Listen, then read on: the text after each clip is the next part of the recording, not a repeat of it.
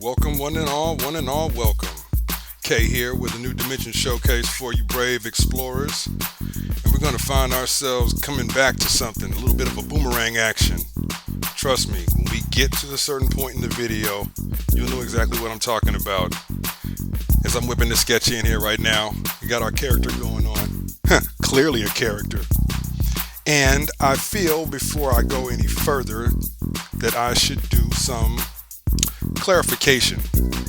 And with clarification comes illumination. And this illumination is a product of realization. So, what did I realize? That I need to address the, I guess we want to call it 11-pound gorilla in the room. But in this case, the bunny. If you've been following the channel, you know this isn't the first time that I've gone to this rabbit motif. So I feel it is important for me to address this right now. I do not have a rabbit fetish, a bunny fetish, or a hair fetish, or whatever fetish. But I do like drawing the ears. So, with that being said, I guess now we can get into what's actually going on here.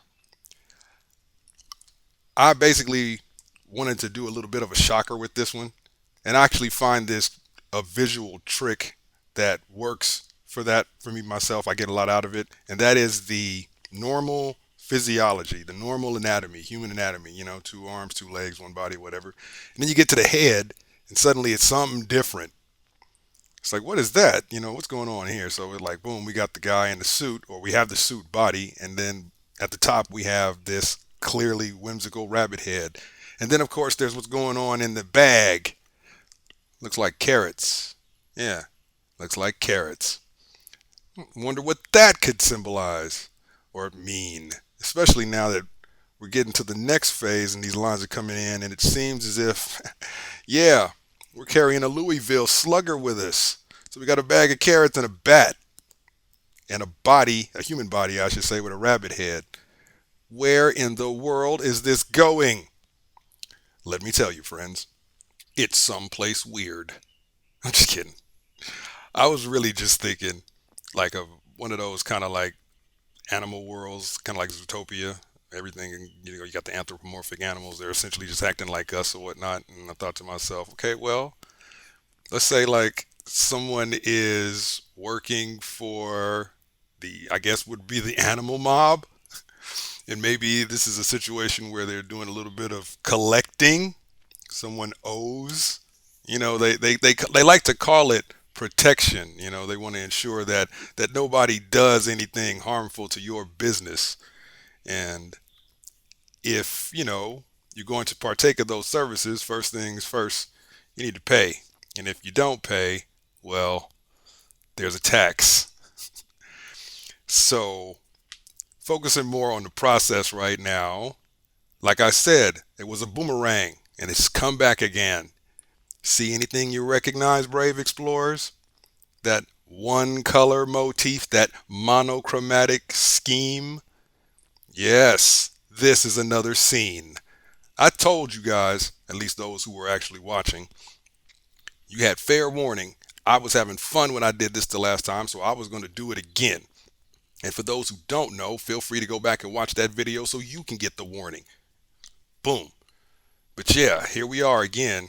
This is really fun. Like I said, I find this interesting in the sense of how much can you translate with a very limited palette. Can't get more limited than one. And for any detractors out there, you got to understand, at least in my warped mind, this isn't limiting or plain or simple. This is actually a challenge. Again, how far can you take it?